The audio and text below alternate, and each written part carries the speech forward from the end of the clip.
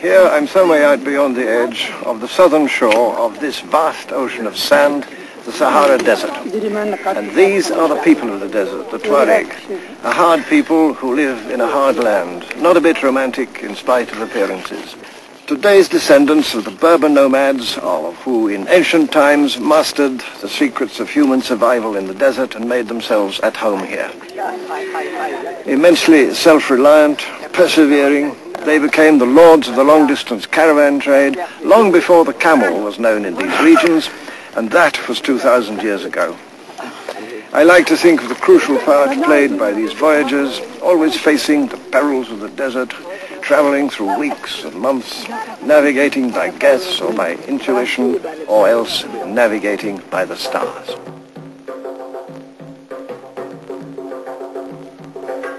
"60 days of riding and walking were needed to cross the Sahara, a daily average of about 25 miles between the ports of the opposing shores. Several main routes led from oasis to oasis. Some went through the western Sahara, others crossed further east, but the eventual destination was Cairo. Almost a generation ago, this film was made of a typical caravan as it came out of the desert through the Atlas Mountains to arrive at Marrakesh, famous among the ports or cities on the northern fringe of the Sahara.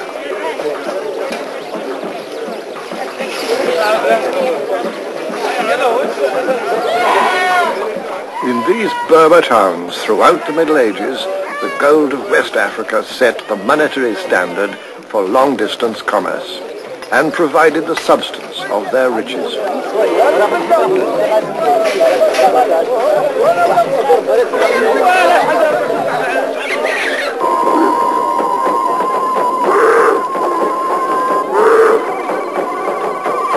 It's the end of Ramadan, a time for celebration.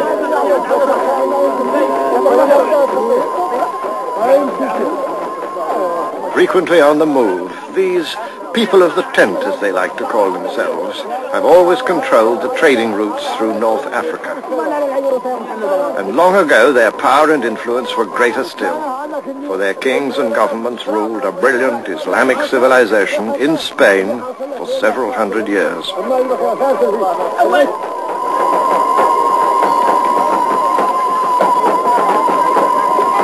But mostly the Berbers were given to the pleasures of small wars amongst themselves, for which they never seemed to tire.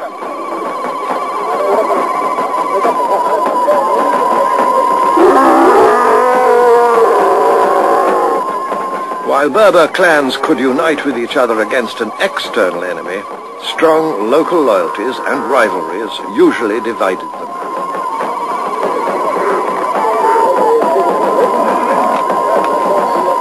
The power they once wielded can still be caught on ceremonial days like this, when all their fiery pride is on display.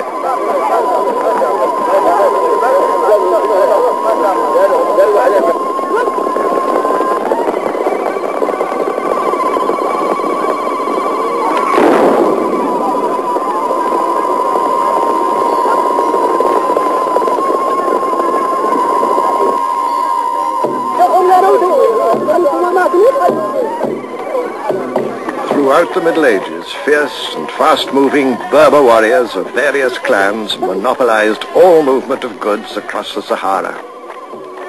Without them, the intricate trading networks of northern Africa would have withered in the sun. These men were the lords of the desert, and their influence reached from Timbuktu to the proud gates of Cairo.